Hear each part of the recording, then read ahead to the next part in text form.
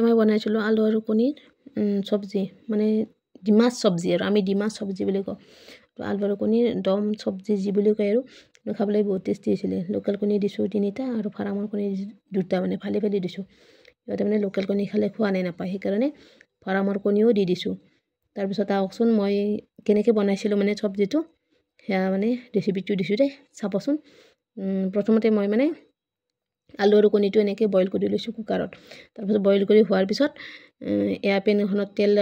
তেল গৰম কৰি হালধি আৰু নিমখ দি মানে কণীকেইটা ফ্ৰাই কৰি লৈছোঁ কণীকেইটা এনেকৈ কাটি কাটি দিছোঁ দেই মাজতে আৰু এয়া দেখিছেনে মই এনেকৈ ফালি ফালি দিছোঁ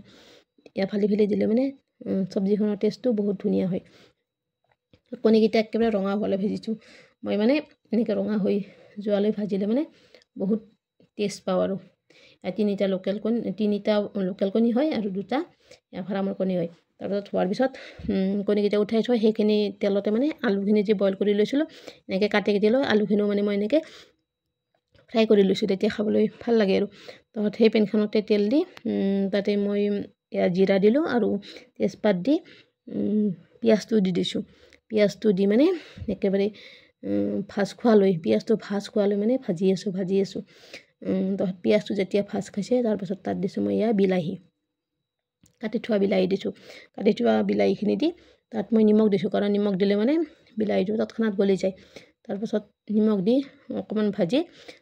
ভাজ খোৱাত মানে বিলাহীটো যেতিয়া গলি গৈছে তেতিয়া তাত দিলোঁ মই আদা ৰচুন আৰু জলকীয়া পিছা মানে পেষ্ট আৰু তাৰপাছত হালধি গুড়ি দিলোঁ অকণমান জিৰা গুড়ি অকণমান ধনিয়া গুড়ি দি পূৰা একেবাৰে বিলাহীটো তেল ওলাই নোযোৱালৈকে মানে ভাজি আছোঁ তাৰপিছত যেতিয়া ভাজ খাইছে আৰু তাৰপিছত ভজা হোৱাৰ পিছত তাতে মই ভাজি যে থৈছিলোঁ আলুখিনি মই ইয়াতে দি দিলোঁ আলুখিনি দিও ভাজি আছোঁ আলুখিনি অকণমান হেতাৰে মানে এনেকৈ ভাঙি ভাঙি দিম তেতিয়া খাবলৈ আৰু ভাল হ'ব ইয়াত দেখিছেনে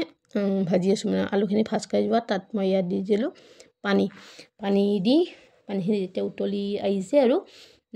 উতলি অহাত তাত মই ভাজি থৈ দিয়া কণীকেইটা দি দিলোঁ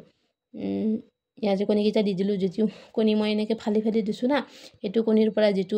কুহুমৰ যিটো টেষ্ট ওলাব না তেতিয়া চব্জিখন আৰু টেষ্ট হয় খাবলৈ তাৰপাছত উতলি থাকোঁতে তাৰ মাজতে মই দি দিলোঁ গৰম মছলা গোন্ধটো লাষ্টত দিলে মানে ৰৈ যায় না ভাল নাপায় হাজবেণ্ডে সেইকাৰণে মানে আগতে দি দিলোঁ তাৰপাছত উতলি হ'লে হোৱাৰ আগত আৰু মই কেঁচা ধনিয়া এনেকৈ কাটি দিছোঁ কেঁচা ধনিয়া কাটি দি আৰু চব্জি হৈয়ে গ'ল আগতে আমাক ঘৰত সৰু থাকোঁতে মানে মাহঁতে এনেকৈ বনাই খুৱাইছিল কিন্তু মাহঁতৰ টেষ্টটো আজি নাই পোৱা মানে বিচাৰিলে ক'ত পাম না কাৰণ যিহেতু নিজে বনাইছোঁ মাহঁতৰ টেষ্টটো বেলেগেই হয় তেনেকৈ কি নিদিয়ক হয়নে নহয় এনেকৈ বনাই খাবচোন বহুত